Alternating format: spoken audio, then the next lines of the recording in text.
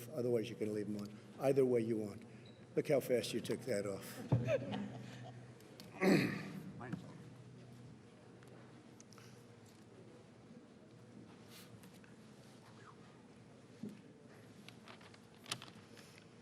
Well, thank you very much, everybody, for being here. We took a really incredible tour, and law enforcement has just done such a great job working with the National Guard and working with a lot of people, but we're here to show our support for Kenosha and Wisconsin. The state of Wisconsin's been very good to me.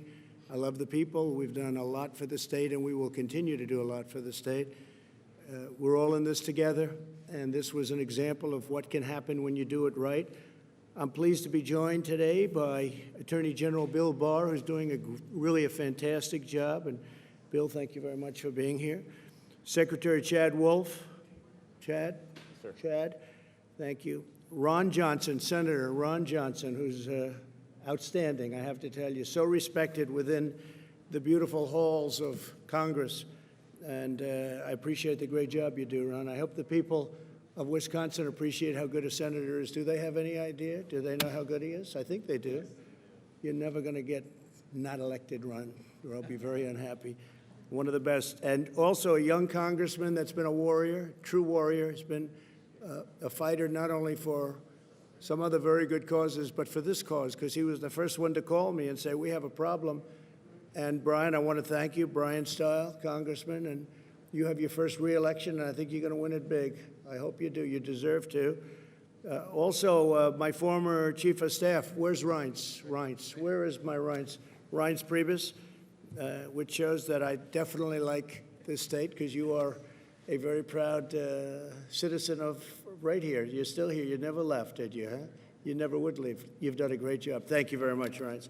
Kenosha has been ravaged by anti-police and anti-American riots. They have been hit so hard, and we were able to get involved. David Beth and Daniel Miskinis, who I've been watching a lot on television. Now today I got to know them both very well, and they have done an incredible job, and you're going to say a few words in a couple of minutes, and we would appreciate it.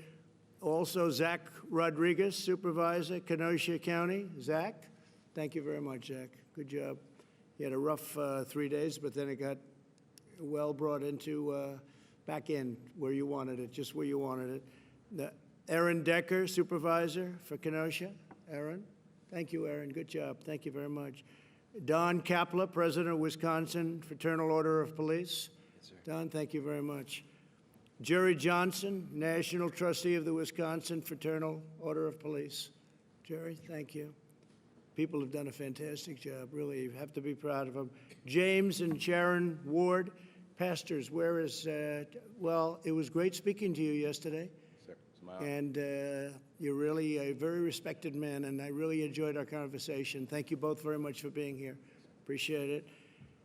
We also have Major General Paul Knapp, who is around here someplace, but he was really right on the, thank you very much, Paul.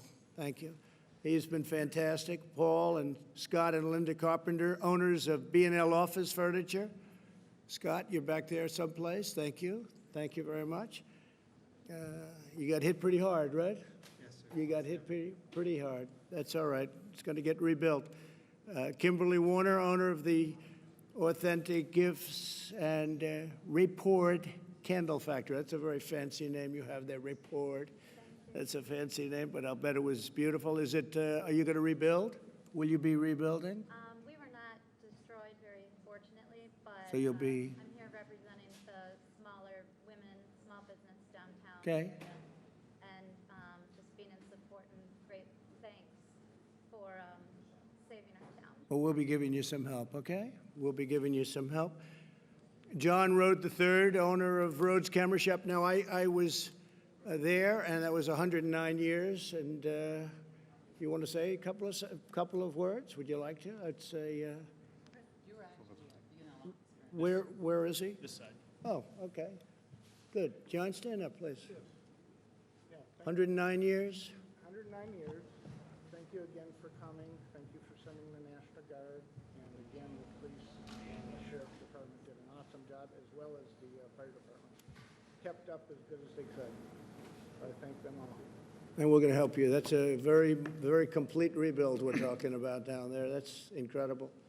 Complete, yes. If they would have responded to the first call, it would have been a little different story. But they did respond, which is better than some governors, frankly. And once they responded, and once we took, control of it, things went really well. You just met some very talented people outside, and I think you're going to have clear sailing. But we're going to try giving you a hand. Your insurance company, you're insured, right? Yes, we are. And so they're helping and they're being responsible. So far, everything. You'll let me know. Yes, You'll let me know. You got to let me know at the end. And Ricky Talapietra. That's a beauty. It's a long one. That's a good one. Go ahead, please. Representing, we have two businesses in downtown that were vandalized. We've been able to rebuild, but I also represent the Downtown Kenosha Incorporated organization, who is leading the rebuilding effort for downtown and uptown. It's been a struggle, but our community has been really incredible. More people have come to help than we know what to do with, but right now what we need is financial support. Loss of business and loss of property is staggering at this point. All right, we'll be talking to you. We're going to be helping you with law enforcement. We're going to be helping you with some economic development. Get it back in shape. Get Kenosha back in shape, and we'll get it back in, I think, very quickly. I really think so. And we'll be helped by John Morrissey, City Administrator of Kenosha. John, thank you very much, John. You have your work cut out for the next little while, but you'll be fine. I think we do. You're going to be in great shape. And Samantha Kirkman, State Representative, District 61. Thank you very much. Congratulations on doing a really great job. Thank you so much for the resources that you sent. Our constituents weren't feeling safe until Thank you. you helped out, and we appreciate that. Thank you. Great job you're doing. Appreciate it. And Van Wangard, State Senator, District 21, highly respected person, actually. Yes, Thank sir. you very Mr. much. President. Thank you very much. Great I job. just want to say thank you so much for your rapid response and the fact that you're coming to a small city in the United States, and just saying that that's as important as every other city, and the fact that we did get things under control. This guard has been phenomenal. Our law enforcement people have been working together. We usually work pretty well together in southeastern Wisconsin. Yeah. But this really helps, and Ryan's has a lot to do with that, too. You can tell because you Good. worked with him. So thank you so much. You're in our prayer. Well, thank you. And your reputation's a great one, so thank you very much. Thank you, And sir. also, this area is a special area. We can't let that happen to this area. So we got here quickly and did the job. Violent mobs demolished or damaged at least 25 businesses, burned down public buildings, and threw bricks at police officers, which your police officers won't stand for, and they didn't stand for it. These are not acts of peaceful protest, but really domestic terror. My administration coordinated with the state and local authorities to very, very swiftly deploy the National Guard, surge federal law enforcement to Kenosha and stop the violence. And I strongly support the use of the National Guard in other cities. And the same thing would be happening if we did that. You'd have the same thing happen in Portland, and it would happen very quickly. It would all be over very, very quickly. And I just want to thank the two of you for acting so strongly and so bravely and getting it done, and the coordination has been fantastic. You still need that coordination no matter how many people you send in. I just came from a visit of one of the businesses that was burned down, B&L Furniture, and the great 109-year-old camera shop, which I really respect because that was had a reputation far beyond the state even, and it's terrible to see. Several other business owners, they're joining us, and we have some in the back also. To stop the political violence, we must also confront the radical ideology that includes this violence. Reckless, far-left politicians continue to push the destructive message that our nation and our law enforcement are oppressive or racist. They'll throw out any word that comes to them. Actually, we must give far greater support to our law enforcement. It's all about giving them additional support. These are great people. These are great, great people. These are brave people. They're fighting to save people that they never met before in many cases, and they're incredible. We must really be thankful that we have them, and we have to help them do their jobs. We can't be threatening them with their pensions are going to be taken away, their jobs are going to be taken away, everything's going to be taken away. They're going to be living a bad life if they utter an incorrect word. You can't do it. We have to have our law enforcement. We cherish our law enforcement. We wouldn't be here without our law enforcement. Even me, I'm here today. I feel so safe. And you went through hell just a few days ago, but I feel so safe. I better be safe, right? I better be safe. But we're all safe, and we're safe because of law enforcement. And we honor you, and I will say this. We have to condemn the dangerous anti-police rhetoric. It's getting more and more. It's very unfair. You have some bad apples. We all know that, and those will be taken care of through the system, and nobody's going to be easy on them either. And you have people that choke.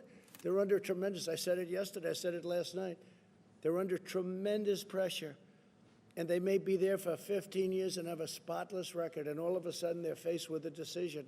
They have a quarter of a second to make a decision. And if they make a wrong decision, one way or the other, they're either dead or they're in big trouble. And people have to understand that. They choke sometimes, and it's a very tough situation, right? It's a very tough. Then people call them bad and horrible, and they made a bad decision. But if you think of it, when they have, and I know you practice this all the time, where you give people literally a quarter of a second to make a decision, and a lot of them can't make that right decision. It's a very tough thing to do. The vast and overwhelming majority of police officers are honorable, courageous, and devoted public servants. They're incredible. Yet many politicians ignore their sacrifice and ignore the African-American and Hispanic-American victims. We have people, there was love on the streets, I can tell you, of Wisconsin when we were coming in. There was love on the streets, and so many African-Americans, Hispanic-Americans, I can see waving. Pastor, it was so beautiful to see. They want to have safety. They want to have safety. You look at, I'm not a huge believer in polls, obviously, but you look at polls where it's 87% want to have great police. They want to have strong police. They want to have safety. They're the ones that are most affected by tragedies like you'll see going around. When these allegations of police wrongdoing, and when you see that they have made allegations, they must be fully and fairly investigated, and that's what we're doing. Bill Barr's done a fantastic job in that respect, and we fully understand that, because you do have problems the other way, but they're very few. You know, the sad thing is you can do 10,000 great jobs as a policeman or a policewoman. You can do an incredible job for years, and then you have one bad apple or something happens that's bad. And that's the nightly news for 3 weeks. That's all they talk about. They don't talk about the thousands and thousands of good jobs, the lives that you saved, they never talk about. So I'm committed to helping Kenosha rebuild. We all are. We will provide $1 million to the Kenosha law enforcement so that you have some extra money to go out and do what you have to do. You took it was a rough week, to put it mildly, and you've done it incredibly well. I'm also providing nearly $4 million to support these small businesses that I talked about today that got burned up, burned down.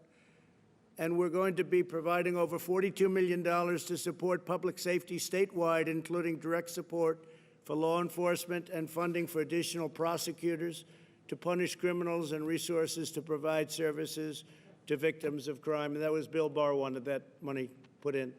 So that's $42 million. That'll help with prosecutors and all of the other things that are so important to you. You need that, because when you grab them and then nothing happens and they're back on the street, that doesn't work out too well. My administration is restoring public safety. We're hiring more police, surging tough-on-crime federal prosecutors, increasing penalties for assaulting law enforcement, and for dismantling Antifa. They don't want to mention the word Antifa. Nobody mentions it. There's a bad group of people. Very, very bad, very dangerous group of people. And we are doing a big number on Antifa. They're bad. Earlier this year, we announced Operation Legend to surge federal law enforcement to high-crime neighborhoods. It is a thing that has really worked out amazingly well, Bill, but it's really really understated in a sense. We We've already conducted more than 1,000 arrests in our first month in Chicago. We went to Chicago very recently. Obviously, that's been a disaster, Chicago, total disaster, with, again, radical left Democrat, and we just have to it's all Democrat. Everything's Democrat. All of these problems are Democrat cities. We don't want to say it, but it is. The top 10 are Democrat, then you go into the top 25 and take a look at that. It's the same thing. We cut the number of murders in Chicago last month in half. Still way too many, but Operation Legend was very, very, very successful. Now it's just really getting going, but they cut it in half and just at its very early stage. This is in sharp contrast to those who want to slash police funding, oppose using the National Guard, and want to hire radical judges and prosecutors who will release rioters, looters, and criminals. We have that in Portland, where the prosecutors don't want to do anything. You can catch somebody doing the worst crime, and they don't want to do anything. So we're very, very upset about that. So we're not going to cut police funding. If you look at what they want to do, they want to cut police funding. We want to increase police funding substantially. They want to end cash bail, which has been a killer for New York. If you look at what's happening in New York, they allowed thousands of people out of jail in New York, and they're walking around, and they're causing nothing but problems. Who would not know that? You don't have to know anything about policing. I'm not a policeman, but I would know that if you let these people out, many of them are going to cause tremendous problems. So they want to end cash bail, incentivize prison closures. They want to close the prison so that can't hold anybody. Reimagine public safety, end immigration enforcement, resume catch and release at the border. As Chad will tell you, we've had tremendous success on the border. We're up to over 300 miles of border wall, and we're having the best year we've ever had in the border. People are coming in, but they only come in legally, or for the most part, they only come in illegally. The wall will be finished very shortly. It's had a tremendous impact. So, and the other thing, we want to appoint Supreme Court justices and judges. We'll be up to almost 300 judges by the end of the term, and 2 Supreme Court justices. And so we have a lot of things to do. We have a lot of great things to do. But it's an honor to be in your neighborhood. It's an honor to be in your great state, Wisconsin. And we're here for you all the way. Some people thought it would be a good thing for me to come, a bad thing. I just wanted to come. I really came today to thank law enforcement and to just really that what you've done has been incredible. It's been really inspiring because you see it happening all over, and it just never seems to end. And it never seems to end because it's almost as though they don't want it to end, because you ended it really fast. And Congressman, I want to thank you for the job you did. You were the first call, and I want to thank you very much, Brian. Great, really great job. With that, I'd like to introduce Bill Barr, Attorney General of the United States. Say a few words. Thank you. Thank you, Mr. President. As most of you know, whenever there is an officer-involved shooting in our country, it's reviewed by local authorities to ensure that it was reasonable force. And when there are questions raised about it, the federal government also, the Justice Department, also reviews it. And like all procedures and processes in our country, we do it under due process. And we try to reach a dispassionate, reasoned decision based on an analysis of the situation. We do not allow judgments to be reached because of mob violence. We do not have mob violence in this country make our decisions over the fate of individuals when their actions are challenged. And when this shooting occurred here in Kenosha, under the direction of the President, we told the DOD, the Defense Department, to get ready some National Guard units in case they were needed to help here. And from several states volunteered to supply National Guard if they were needed. And the President directed me to assemble a group of federal law enforcement that could be dispatched here, which we did, and staged them in Chicago. And we were picking up information that these violent instigators were coming to Kenosha. They were coming from California, Washington State, a lot from Chicago, and they were coming up to Kenosha. So we expected matters to get worse. The violence that erupted shortly after the shooting is simply not a legitimate response to a police shooting. And the looting and the arson were unacceptable. And as it progressed, it became more and more distant from the issue of racial justice. It was violence for violence sake. And once again, we saw the hijacking of a protest by a hardcore group of radicals who were carrying out, planning a coordinated, violent attack on law enforcement, on public property, and on private property. And that can't be tolerated. These are the same people, many of them who came from out of town. Out of 175 arrests, 100 were from out of town. And these are the same people using the same tactics that have been used in various cities: Washington, D.C., Atlanta, Chicago, now Kenosha, Portland. And they use these black bloc tactics, throwing projectiles at police, and literally trying to inflict injuries on police, arson, and rioting. They came equipped, as even the mayor of Washington acknowledged, they come equipped to fight. And it's completely unacceptable, and the state is the first line of defense. If local leaders are committed to keeping the public safe, it can be done. And while it was slow in getting off the starting block, this is an example that when you have the local political leadership backing the police, you have the state willing to put in the resources in terms of National Guard, and the federal government able to come up with support such as the FBI, the Marshals, and ATF, who have some special skills and forensic ability to help, there will be peace on the streets. And there's going to be accountability. What people don't see is that in all of these cities, there are task forces of federal and state officers reviewing all the video that we can get our hands on. And when we are able to identify people who committed crimes in these riots, going all the way back to the beginning, whether they're burning police cars or throwing rocks at people, which are deadly, they will be prosecuted. That's a large-scale effort, and it's going to continue. So I can tell you, Mr. President, that as far as the federal government is concerned, we welcome the opportunity to work with state and local to deal with this public safety issue. Law enforcement is used to working together. We do a good job when we're allowed to work together. This is no different than dealing with violent crime where we work together. We can achieve results, and the federal government is willing to use all our tools and all our laws to bring these people to justice. Thank you. Thank you very much. You're doing a great job, Bill. Thank you. Senator Ron Johnson from your wonderful state, and he is one of the great senators, I can tell you that, in the U.S. Senate. He's one of the best. Ron, please. There's no doubt what you've been talking about in terms of the decisiveness, the resolve, the surging of resources. I think 44 different counties sent representatives from different sheriff departments that really helped stop the rioting and bring peace to the streets. But we have, Pastor Ward and his wife, and I reached out because I was just so appreciative of Julia Jackson's words of forgiveness and of healing.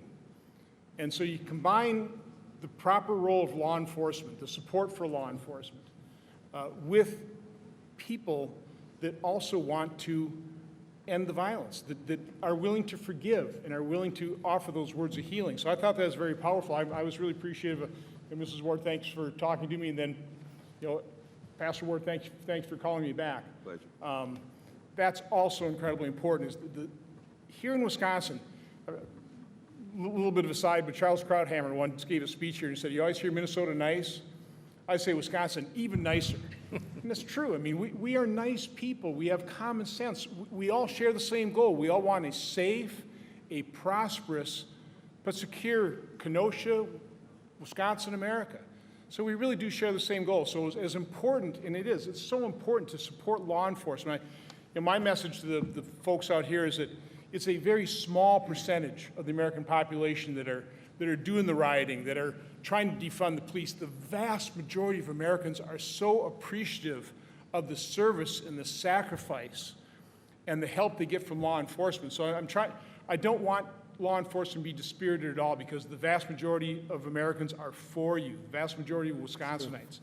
But at the same time, it takes American citizens to offer those words of forgiveness and trying to attain that type of unity and healing. So again, Mr. President, I thank you for coming here, for coming here to thank law enforcement, to support law enforcement, but also coming here just to support the citizens of Kenosha and Wisconsin as we rebuild, as we recover from something that the vast majority of people abhor and do not support.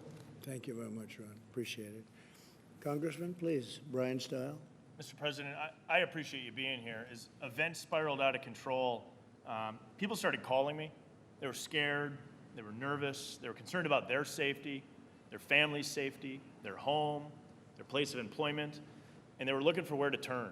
And it was very clear from talking to folks here in the city of Kenosha, local elected leaders, that we needed additional resources in the community of Kenosha immediately. That's ultimately why I called you on Tuesday morning. And after only 7 minutes, you got on the phone with me. You said, Brian, I'm there for the people of Kenosha.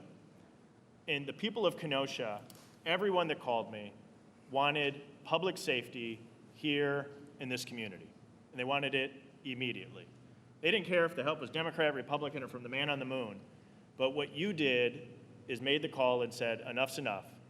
We need to get resources into the community of Kenosha. And ultimately, when that offer was accepted, I think it became very clear to the criminal element that they knew that Kenosha meant business.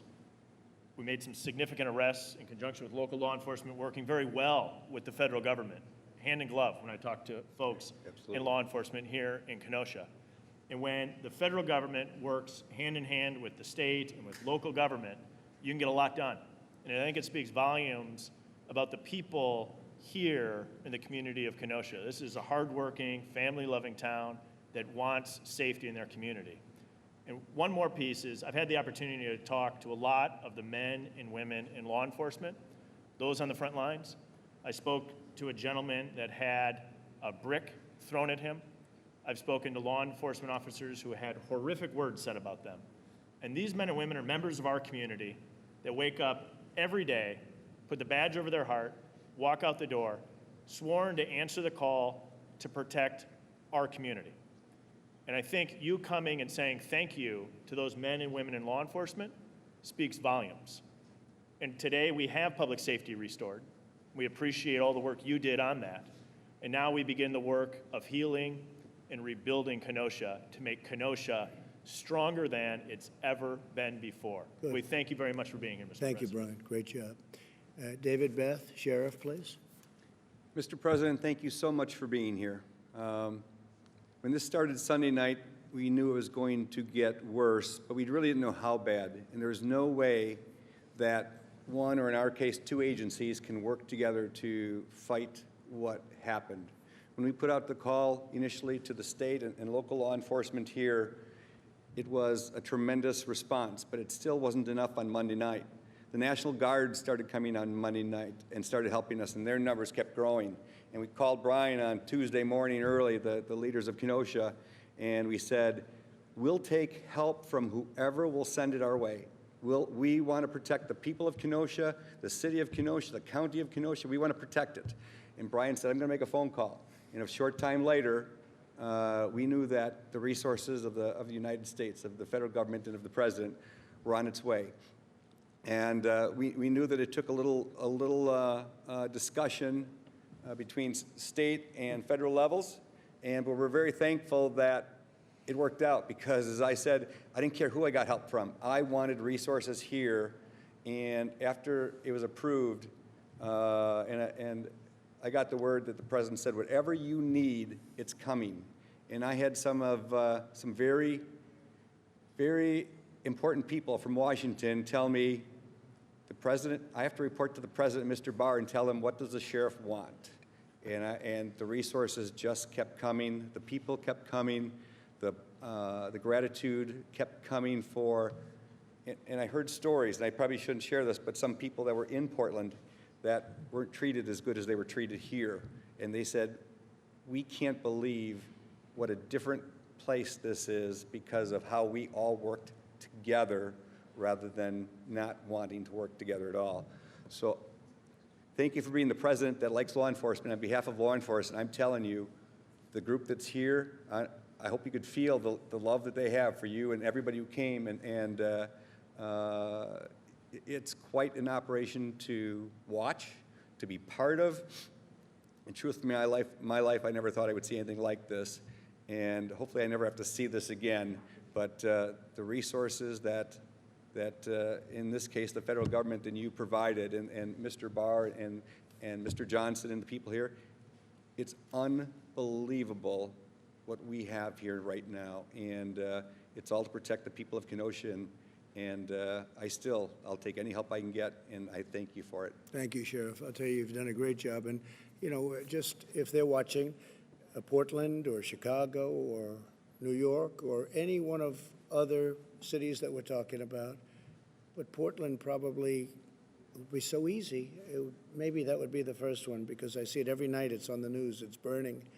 And they're always playing games, and I don't know. Then he gets up and says, we're trying to work together, and the whole thing is great. Then they want to burn down his house last night, the mayor. But we're ready, willing, and able to send in, you know, a massive group of people that are really highly trained. You saw that. They're here. With your experience, right? And we could solve that problem in less than an hour in Portland. So I hope they call. Eventually they'll call. And at some point, Bill, we'll just have to do it ourselves. We're going to have to do something that's that I think the people will be extremely happy with. Maybe the mayor won't, and maybe the governor won't, but I don't know if they know what they're doing. I just so sad to watch it happen.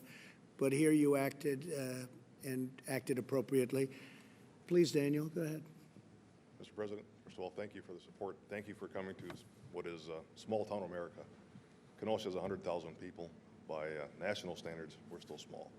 But what you also have here is a reaction to, is an attack on small-town America. The tactics that are being used across this nation to attack law enforcement are warfare-type tactics. And we still use restraint and function within our rules. So those two together, there's not a tit for a tat. Those aren't equal. So with the ability of the National Guard to come out and assist us, with the tremendous outpouring of support from the federal assets, from every department that has come out, we were able to restore peace, and we're working toward order and healing and growth. And as part of what is going on in the world, police scrutiny is not a bad thing. Police, or attacks on the police, and the things that are happening that lead to riots, that's not about police scrutiny. That's not about anything else. Those are legitimate attacks. So what worked for us was we certainly had a unified command. We had a unified mission that normally takes some time to build, but instantly, between myself and the sheriff and the local leaders, the city administration, county, we pulled together. We worked with the city. We worked with the state. We worked with officers from southeast of here, and there's not a lot southeast of Wisconsin, or Kenosha, to the northwest corner of the state. We had people from 2 steps away from Canada sending officers down here. So the response here in the law enforcement community was tremendous, and everybody I talked to was here to help restore peace and order for the good people of Kenosha.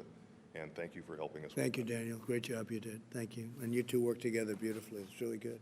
Really good job. Please, Jed. Well, thank you, Mr. President. Americans need and deserve both law enforcement and public safety, regardless of where they live and regardless of their politics. The decrease in violence that we've seen here in Kenosha over the last several days is really just a prime example of how federal, state, and local law enforcement can work together. It's really a model that we can replicate elsewhere, Portland and other cities across the country. And this administration, Mr. President, you've been very clear.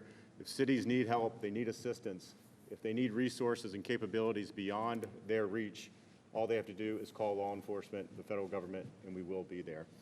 DHS partners not only with the Department of Justice, but with local communities every day to protect the citizens of those communities. We're providing law enforcement here in Kenosha some assistance until you're able to rebuild and get back on your feet. So certainly want to extend our appreciation for what you do.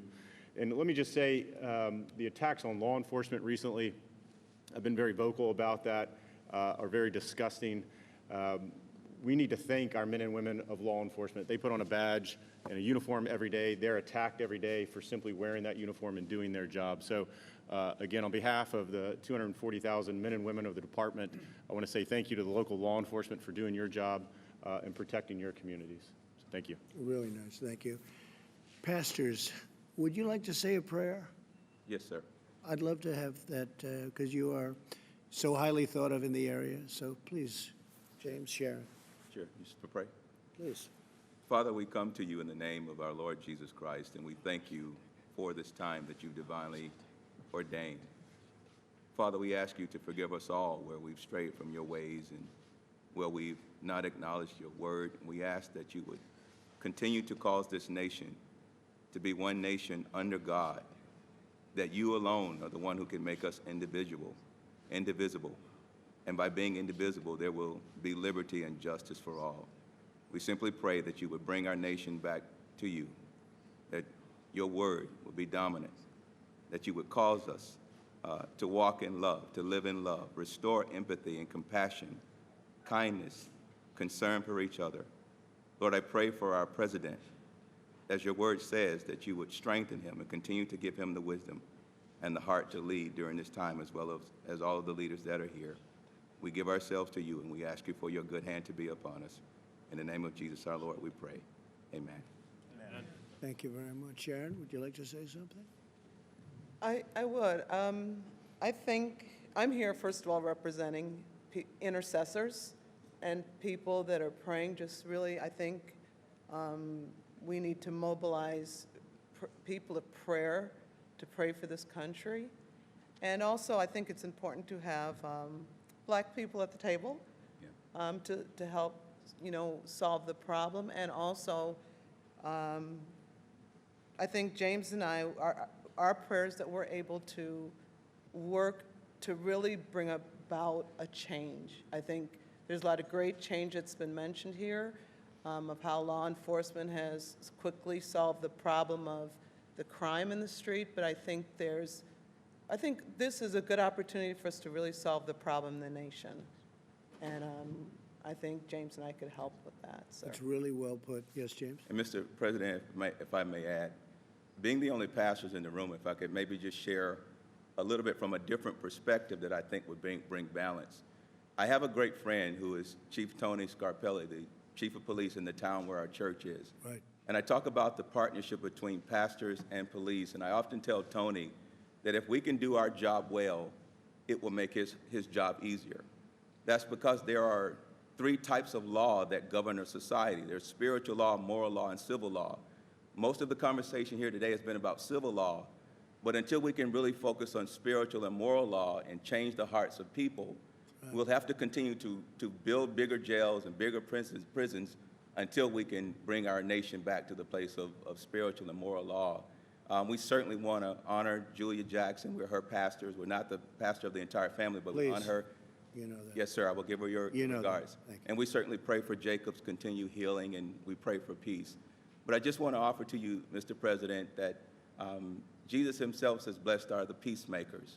And we want to help be of service to you and to our nation of having these conversations of how do we rebuild the foundations of spirituality and morality, which gives us the context of love. If you give a righteous, good, moral man the launch codes to our nuclear arsenal, everyone will be safe because he's a good man. But if you give a malicious man who is immoral an ink pen, you have to fear for your life. I would just want to say that we're here to be of service to you and to our country to bring unity. We believe that we can help to listen with empathy and compassion to the real pain that hurts Black Americans. But we want to be of service to you and to our nation to do whatever we can to bring true healing, true peace, and to really see God's very best in our nation. We're available anytime you will call upon us. So you know what I think? I think you're an incredible couple. I really do. I think you're an incredible couple. Thank you. And thank you very much for being here. Yes, sir. Really, really great. Beautiful. Do you have any questions, please? President, you mentioned to Attorney General Barr just how that maybe at some point you have to go in on your own. Is that a suggestion that you'd like to send in federal agents to cities like Portland or Chicago? No, it's not, but yeah.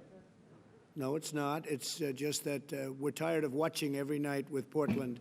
They're on night 104 now, and we're tired of watching it because it could be solved in an hour. And we're tired of watching a mayor that has no clue what's going on. And people are calling our office, and people are calling Washington that live in Portland and live in the state. And they're saying, please, please send help. And the governor, we call the governor often. And they say, no, we don't need your help. But I say, your community is burning down. They don't need our help.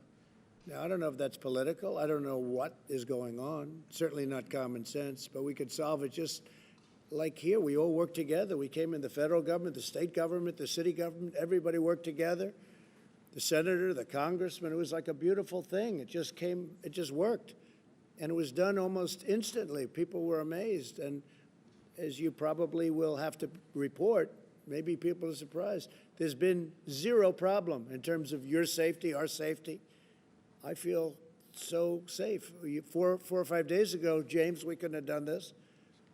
The law enforcement's been so great. And we could do this in Portland so quickly, so easily, it would be incredible. We would have done it in Seattle. We were all set to go into Seattle, as you know, the following day. And they heard that, and they sent the police in, and the police did a good job. But the people gave up. They were exhausted. They were there for a long time, and they gave up. They were exhausted. So we're there. I mean, we'd love to help Oregon. We'd love to help, really love to help Portland, because we could solve that problem so easily. We have the people. They're ready. They could be there in less than an hour. Less than an hour. And it would all end. And they got a glimpse of that in this great state.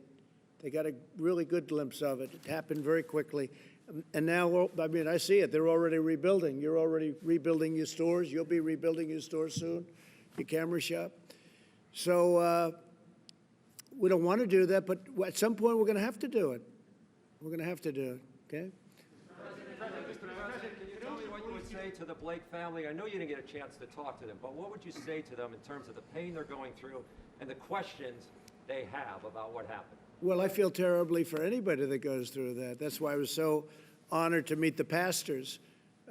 I feel terribly for anybody that goes through that. As you know, it's under investigation. It's a big thing happening right now. I guess it's under local investigation. I know, Bill, you're also participating, but it's under your local investigation group unit, and I hope they come up with the right answer. It's a complicated subject, to be honest with you.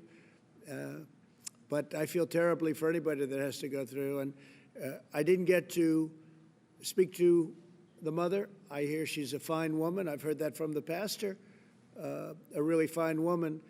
But you can see when I spoke to the pastors, I see exactly what it is, and they understand where I am. And if we can help, we're going to help. But it is a question. It's under investigation. A lot of things happened with that, and other things, frankly, that we're looking at very, very closely. Okay? A question for the pastors. Do not wear body cameras. Should every police officer in the United States wear a body camera? Body cam? Well, that's very interesting. Let me ask Bill to answer that question. Go ahead, Bill. Well, generally, that's a local issue for each police force and each community, the political leaders of a community, to decide upon. But I think most law enforcement people I know who were originally skeptical of body cameras are now coming around to feeling that they actually are a net benefit. Pastors, if I might. It's a very tough, you know, the whole thing with the body cam. You read it and you read two sides of the story. How do you feel about it, Daniel? I believe that body cameras would be very helpful for them. You think they're good? I believe they show both sides, where right now officers would be vindicated for some of the things that they've been accused of, and certainly if there were inappropriate actions, those would be captured. But you overall... I support them. How about you? We're good with it. It's already been put into the budget for 2021, and... Okay, so you'll be having them. We'll be having them. Okay, good. They like them. Questions to pastors. The problem of police violence has been described as just the problem of a few bad apples repeatedly. You're going to have to speak up, please. Yeah. The problem of police violence has been described by you, including the President, as just bad apples, a few bad apples, or people who choke occasionally. Some African-American community leaders, and a lot of others actually, have said it's systemic.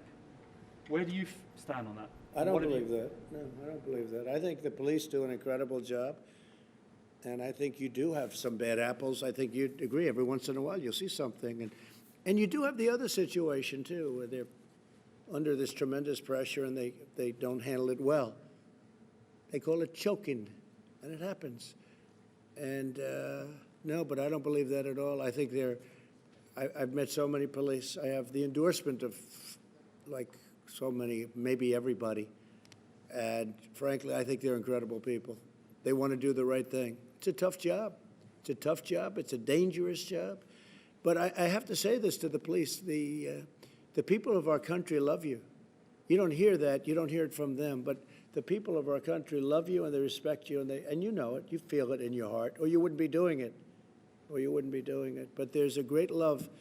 And when they see what goes on, and when they see a case like this where it's solved so quickly, they respect the police a lot, really a lot. So you should hear it at least.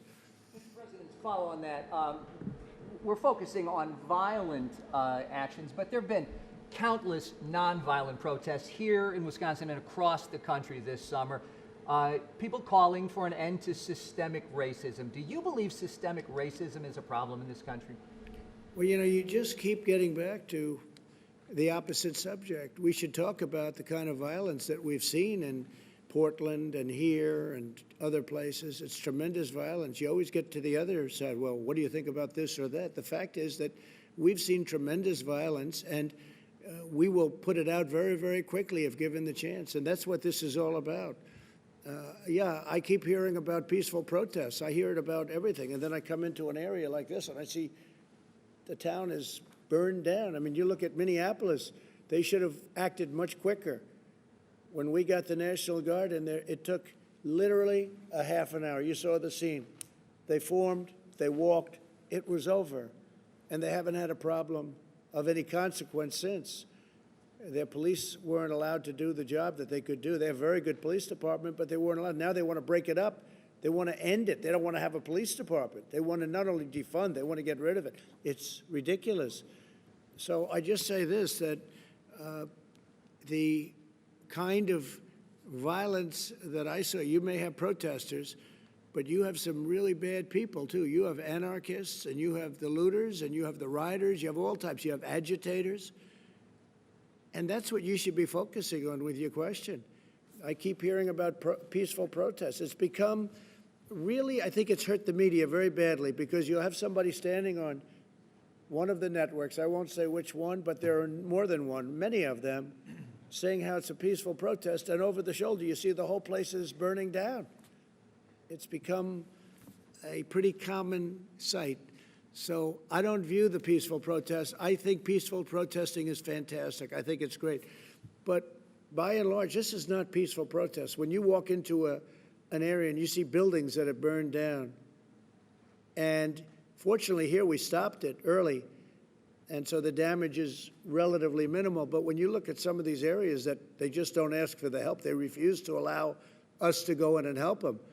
And by the time you get there, the place is disintegrated.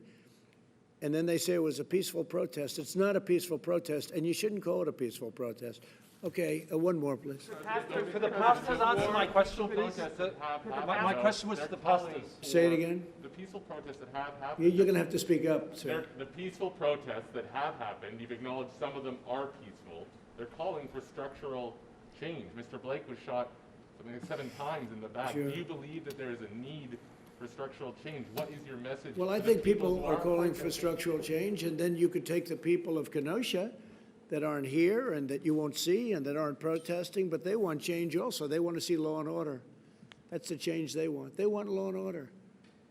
They want the police to be police. They want the police to do what they do better than anybody else in the world, and that's what they want too. You don't see them marching and you don't see them on the streets, but what they want is they want great police force. They want people that are going to keep them safe, where their houses aren't broken into, where they're not raped and murdered. That's what they want.